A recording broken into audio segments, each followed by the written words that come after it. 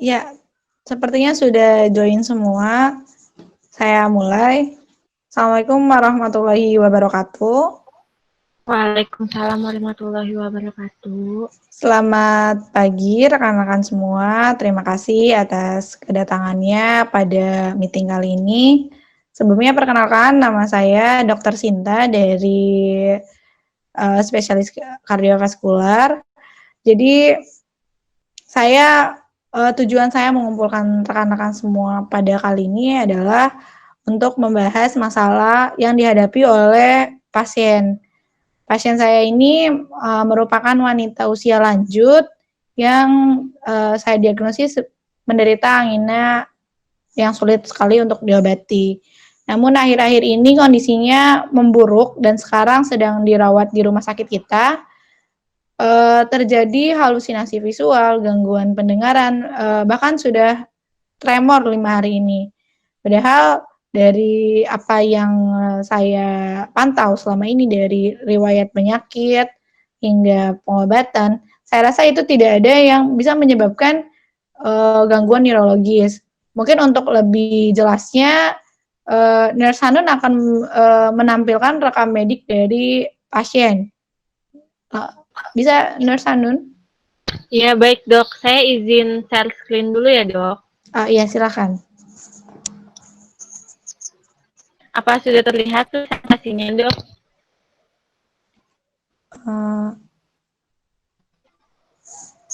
Ya sudah Nurse.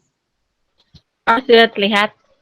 Jadi ya berikut data rekam medik pasien. Pasien ini bernama Nyonya N, usianya 75 tahun.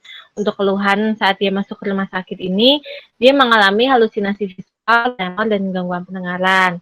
Setelah kami periksa kesadarannya, beliau masih tetap waspada, namun bingung terhadap waktu, tempat, dan orang, serta mengalami kesulitan dalam mengikuti perintah. Untuk pemeriksaan neurologis, kita menemukan bahwa terjadi tremor istirahat kasar di dua ekstremitas atas dan bawah, 1-2 Hz, tanpa perubahan tremor saat beraktivitas. Untuk riwayat penyakitnya, sebelumnya pasien ini pernah mengalami jantung koroner dan sudah dilakukan CABG 15 tahun yang lalu. Untuk penyakit jantung kongestifnya, pernah mengalami juga jantung kongestif, gagal ginjal kronik stadium 4, gangguan kognitif ringan, dan hipertensi. Berikut hasil pemeriksaan pasiennya. Di sini kita bisa lihat bahwa tekanan darah pasien ini tergolong rendah, yakni hanya 92 per 63 mmHg. Untuk nilai normalnya seharusnya 120 per 120 sampai 145 per 80 sampai 90 mmHg. Untuk heart rate, suhu tubuh, dan saturasi oksigen pasien normal.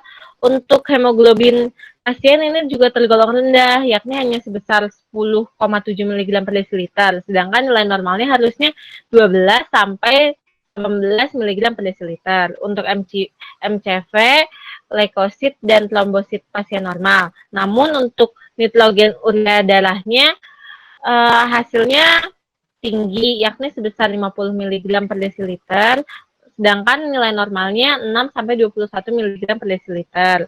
Untuk serum kreatininnya pasien juga terbilang tinggi, yakni 2,84 mg per desiliter, sedangkan nilai normalnya seharusnya 0,5 sampai 1,1 mg per desiliter. Ini untuk catatan pengobatan pasien sebelumnya. Jadi kalau misalnya kita lihat dari riwayat penyakitnya, tidak ada ya riwayat penyakit yang dapat menyebabkan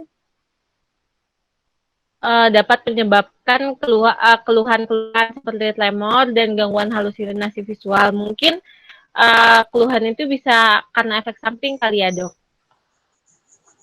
Iya, terima kasih Nurse atas penjelasannya. Jadi memang saya juga sedikit kebingungan terkait kondisi yang memburuk pasien saat ini.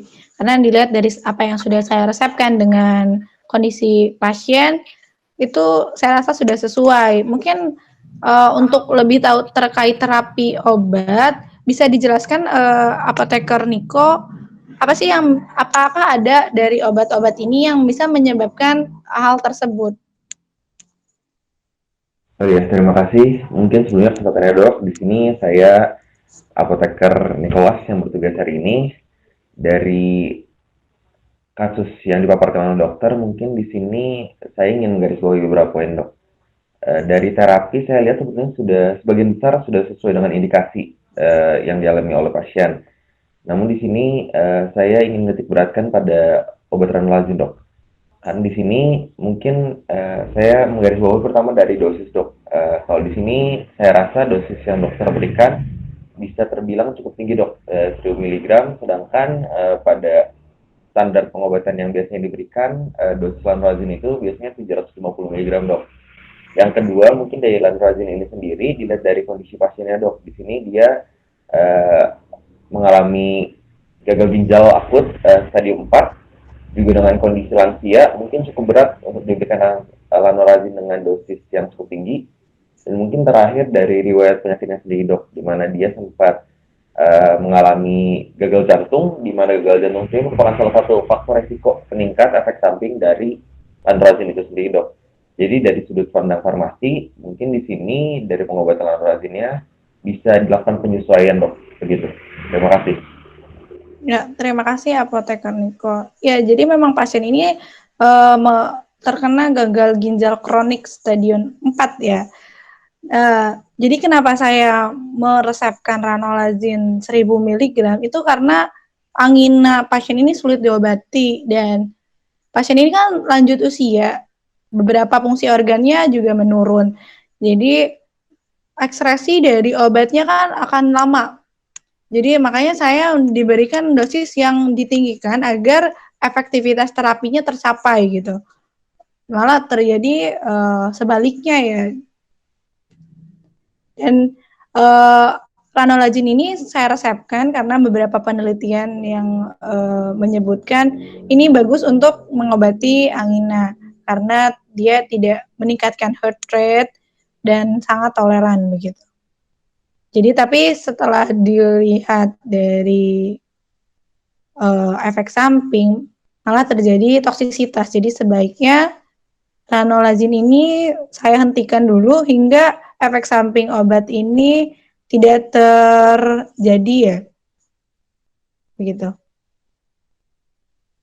Iya dok, kalau seandainya dari sudut pandang farmasi, memang sebaiknya obat ini dihentikan sementara dok sampai ada respon berikutnya. Kalau dirasa memang diperlukan lanrazine untuk pengobatannya, mungkin dengan pertimbangan dokter bisa dilanjutkan maupun dihentikan dok dengan pertimbangan kondisi pasien begitu. Ya, baik. Apoteker Niko, mungkin bisa dibantu untuk pemantauan terapi obat 3 hari ke depan ya, Apoteker Niko.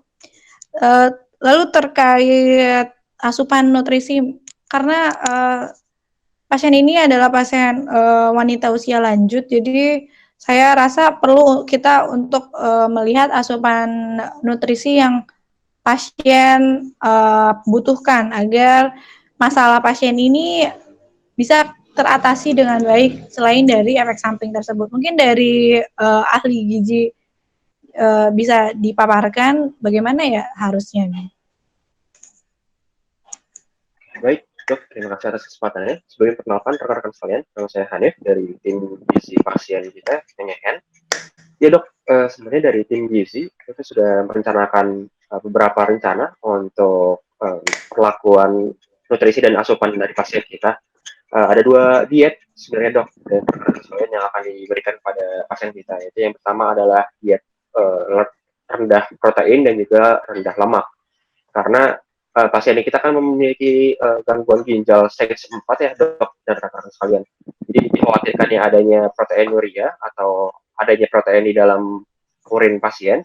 Jadi oleh karenanya kami mengambil inisiatif untuk mengontrol protein yang dikonsumsi oleh pasien sehingga mencegah adanya proteinuria tersebut. Lalu saat di pasien juga ada penyakit yaitu angina pectoris ya dok ya, dan juga ada gangguan kognitif jantung.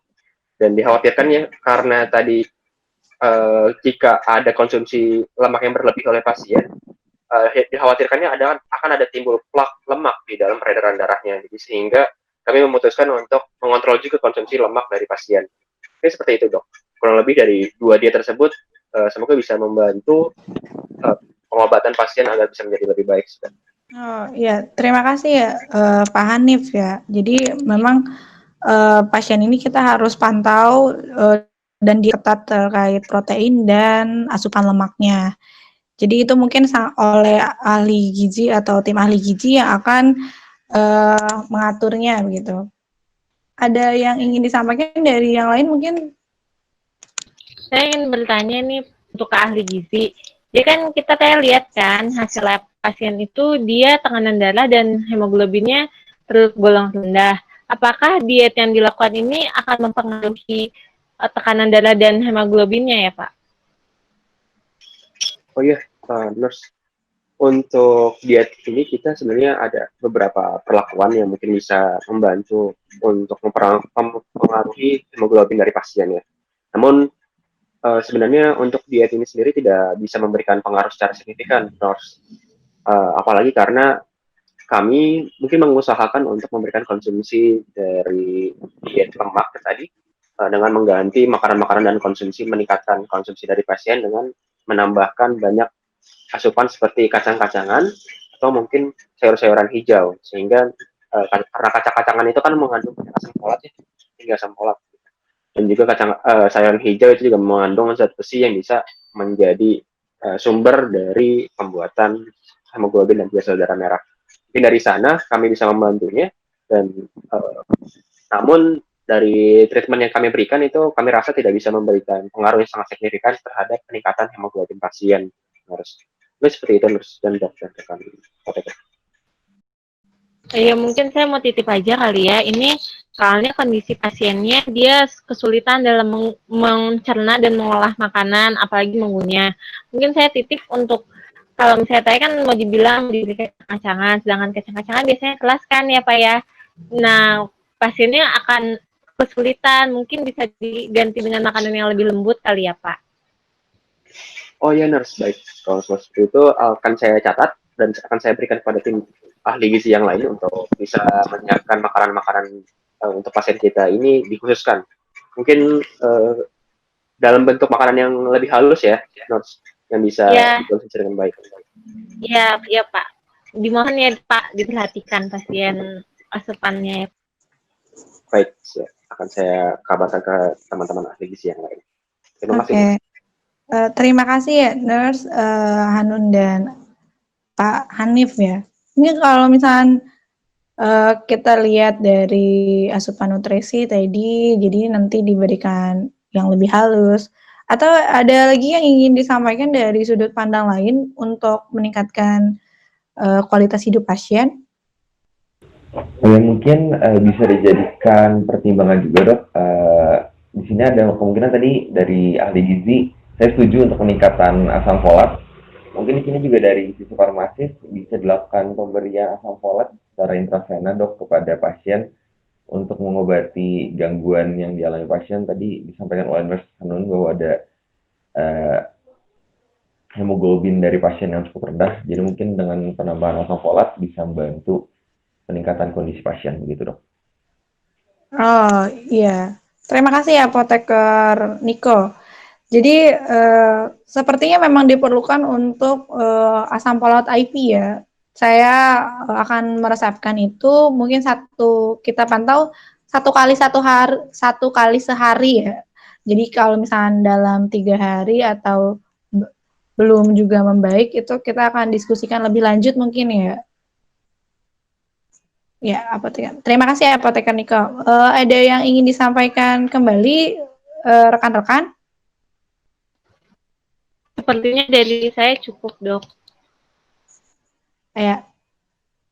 Kalau begitu saya ambil kesimpulan untuk masalah pasien Nyonya En ini. Jadi sebaiknya untuk terapi ranolazine dihentikan hingga efek sampingnya berkurang. Kita tahu 3 hari ke depan terkait terapi obatnya.